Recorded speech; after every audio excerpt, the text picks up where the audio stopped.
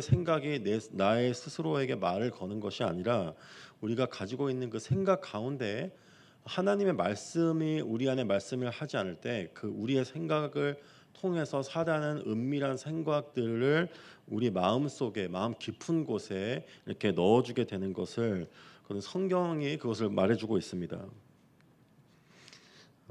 그때 우리는 우리의 생각을 통해서 사단이 말해주는 그 거짓된 것을 계속 묵상하는 자리로 나아가게 되는 것이죠.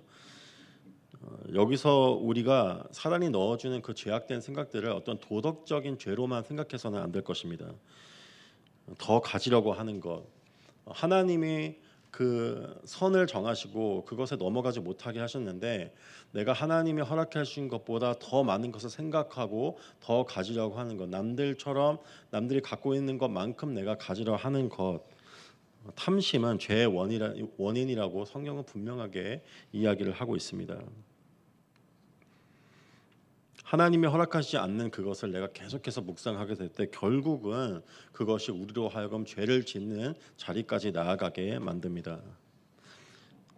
그렇게 될 때뿐만 아니라 우리는 하나님의 관계에 소홀해지게 되고 하나님의 말씀으로 묵상하고 기도로 하나님께 구하는 그 자리를 점점 떠나게 되어집니다. 또 오늘 본문 2절에서 악인은 스스로 자랑하기를 죄악은 드러나지 않고 미워함을 받지 아니할 것이라고 스스로에게 말하고 있습니다. 죄를 지을 때 그 죄를 끊지 못하는 이유들이 있죠.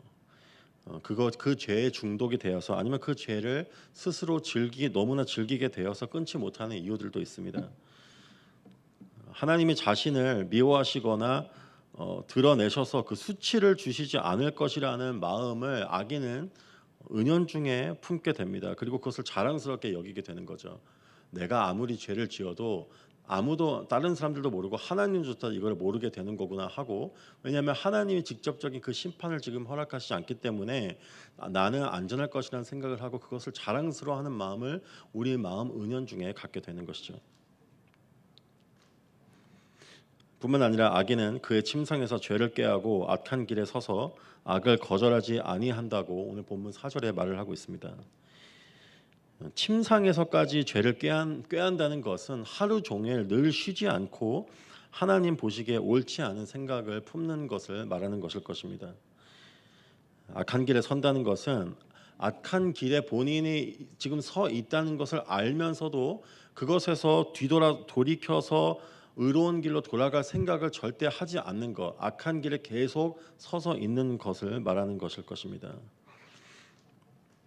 또한 악을 거절하지 아니하고 그것을 죄를 대적해서 싸울 거부할 의지조차 스스로 갖지 않는 것이죠. 우리는 이 본문 내용들을 볼 때 어떻게 하면 이런 상태에 빠지게 될 수 있을까라는 생각을 갖게 됩니다. 어쩌면 스스로 그 죄악된 생각과 마음과 그 동기들이 하나님 보시기에 잘못된 것임을 인지하지 못하기 때문에 그 잘못된 생각들, 죄악된 생각들을 떨쳐버릴 필요성조차 느끼지 못하는 것은 아닐까 저는 생각해 보았습니다. 예를 들면 이런 것이죠. 남들이 다 구하는 것, 세상 사람들이 다 구하는 것, 그것을 내가 생각하고 묵상하는 것이 잘못되지 않았다고 생각할 수 있는 거죠. 또 누가 봐도 옳다고 여기는 것들이 있습니다. 사회적 어떤 정의, 어떤 그런 것들을 생각할 때 내가 사회의 어떤 정의를 구현하기 위해서 내가 잘못된 것을 분노하고 올바른 길을 생각하고 그거에 참여하고 그런 것들을 묵상하는 것이 될 때 그게 하나님 보시기에 기뻐하는 것이지 잘못된 것은 아닐 거야라는 생각을 우리 마음에 그런 확신을 갖게 됩니다. 여기서 갖게 되는 문제는 그것을 마음 깊은 곳에 하나님 말씀이 아니라 그것이 내 마음 모든 것을 차지해 버리는 상태에 이르게 되었다는 것이죠.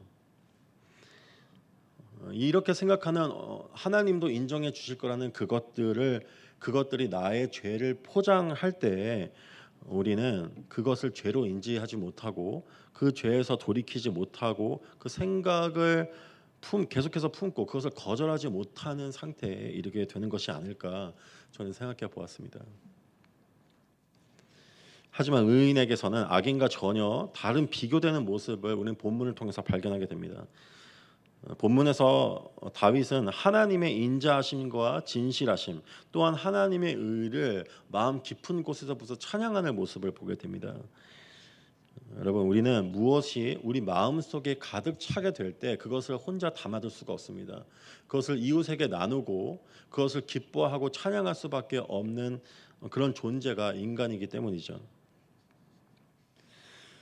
악인의 마음의 중심이 죄로 가득하고 그 마음의 죄가 계속해서 말을 걸어옴으로 악한 것을 떨쳐버리지 못하게 되지만은 의인은 죄가 아닌 하나님의 선하심을 계속해서 묵상함으로 그 선하심을 마음 깊은 곳에 가득 차게 될 때 그 사람은 결국 하나님을 예배하고 노래하고 찬양하는 자리로 나아가게 됩니다. 또한 7절과 8절에서 다윗은 하나님의 날개 그늘에서 피할 수 있다는 그 사실과 하나님의 집에 있는 풍족한 것들로 기뻐하고 만족한다고 고백을 합니다. 악인은 하나님이 허락하시는 것으로 절대 만족할 수 없습니다. 왜냐하면 그것으로 기뻐하려고 하지 않기 때문이죠. 대신 그는 스스로 평안을 구하고 스스로 쉴 수 있는 곳을 자기 손으로 마련하려고 합니다. 자신의 스스로의 능력을 키우고 재산을 모음으로 하나님 날개 아래에 피하려 하는 것이 아닌 자신의 만든 견고한 성 안에 피하려고 합니다. 또한 오늘 8절에 나오는 그 풍족함과 강물들은 단어들은 구약에서 보통 지혜를 나타낼 때 묘사할 때 쓰여지는 단어들입니다. 때문에 다윗은 하나님을 알게 됨으로 그가 하나님이 허락해 주시는 자기에게 허락해 주시는 그 깨달음, 그 지혜 그것들로 인해서 하나님을 노래하고 하나님을 찾게 만드는 것을 우리는 보게 됩니다. 본문 말씀 10절에 주를 아는 자들에게 주의 인자하심을 베풀어 주실 것을 다윗은 기도로 하나님께 구하고 있습니다. 우리는 하나님을 알지 못해서 하나님께 죄를 범하는 경우가 참 많죠. 의로우신 하나님, 공의로우신 하나님을 알지 못해서 뻔뻔스럽게 죄를 저지르면서도 하나님은 내 죄를 심판하지 않을 거라고 안전하다고 생각을 합니다. 아니면 하나님은 내가 생각하는 그 최악의 죄는 하나님이 그것을 가만히 두시지 않을 수 있지만 이 정도의 죄는 하나님이 그냥 넘어가실 거라고 공의로운 하나님에 대해서 절대 두려워하지 않는 마음을 갖게 됩니다. 또 하나님이 삶을 인도하시는 그 방법들을 알지 못할 때 하나님은 계속 좋은 것만을 나에게 허락해 주셔야만 한다고 하나님에서 착각을 하게 될 때 인생의 파도가 닥칠 때 하나님께서 나를 깊은 곳으로 몰아가실 때 그 하나님을 인정하지 못하고 결국에는 하나님을 원망하고 떠나게 되기도 합니다. 또 하나님께서 나에게 좋은 것을 마련해 주셨는데 그 하나님의 예비하심을 기다리지 못할 때 우리는 당장에 내 눈에 좋아 보이는 그 길로 우리는 스스로 발걸음을 옮기기도 합니다. 본문을 묵상하면서 저는 악인과 의인의 차이는 결국 겉으로 드러나는 어떤 도덕적 죄뿐만이 아니라 내 마음에 가득 차 있는 것, 묵상하는 것에 있다는 것을 저는 한번 생각해 보았습니다. 악인은 계속해서 죄가 그의 마음속에 탐심을 갖도록 계속 말을 걸어오는 것을 막지 않고 그것을 묵상하고 그 자리에 계속 서 있죠. 반면에 의인은 하나님을 아는 것이 그의 마음에 가득 차 있다고 오늘 본문은 이야기하고 있습니다. 오늘 본문 11절 말씀에 이렇게 고백하죠. 교만한 자의 발이 내게 이르지 못하게 하시며 악인들의 손이 나를 쫓아내지 못하게 하소서. 다윗은 하나님께 자신이 교만한 자와 같이 하나님을 떠나지 않게 해달라고 기도합니다. 그것은 하나님 내가 지금 의인이 된 모습이 너무나 좋사오니 저 죄인들처럼 되지 않게 해주세요라고 고백하는 것이 아니라 주님, 내가 주님을 알고 묵상하고 주님을 기뻐하는 그것이 너무 좋사오니 내가 저 악인들 같이 헛된 것을 기뻐하고 묵상하지 않게 나를 지켜주십시오라고 하나님께 은혜를 구하는 모습으로 우리는 보아야 할 것입니다. 우리 자신의 마음을 지키고 우리 하나님으로 늘 기뻐하고 만족하기 위해서 우리 스스로의 노력은 부족합니다. 하나님께 우리 마음을 지켜주시기를 계속 기도해야만 하는 것이죠. 또한 악인의 길에 빠지지 않도록 우리 스스로가 내 마음을 우리는 지켜야만 합니다. 마음을 지킬 수 있는 방법은 어떠한 그 불교에서 말하는 어떤 마음을 계속 비워내는 것뿐만이 아니라 그것만으로는 부족하죠. 내가 세상의 헛된 것으로 마음을 채우는 그 기뻐하는 그 마음보다 더 큰 기쁨으로 마음을 채우는 것입니다. 그것은 하나님을 알 때 그때에만 느낄 수 있는 가장 큰 기쁨으로 내 마음을 채울 때 우리는 헛된 것을 우리 마음에서 몰아낼 수 있을 것입니다. 죄로 인해 느끼는 마음속 즐거움, 쾌락 그것을 몰아내고 하나님을 아는 마음으로 채울 때 우리는 세상이 주지 못하는 새로운 기쁨을 우리는 경험하게 될 것입니다. 지금 그것을 경험하지 못하더라도 만약에 이 사실을 믿는다면은 내가 지금 즐기고 있는 것 그것이 하나님 보시기에 가증한 것이고 잘못됐다는 것을 깨달을 때 우리는 하나님이 허락해 주시고 약속하신 그 기쁨을 얻기 위해 그 말씀 깊은 곳으로 나아가 하나님의 말씀을 묵상하고 성령님을 구할 것입니다. 하나님이 허락해 주시는 그 마음, 그 기쁨, 그것을 잃어버리지 않게 우리는 하나님께 마음을 지켜 주실 것을 늘 구하고 하나님을 아는 자리로 계속해서 나아갈 해야만 할 것입니다. 그때 하나님께서 허락하신 그 선물, 그 기쁨, 그것을 우리는 끝까지 놓치지 않을 것입니다. 그 축복이 저와 여러분에게 임하기를 축원합니다. 기도하시겠습니다.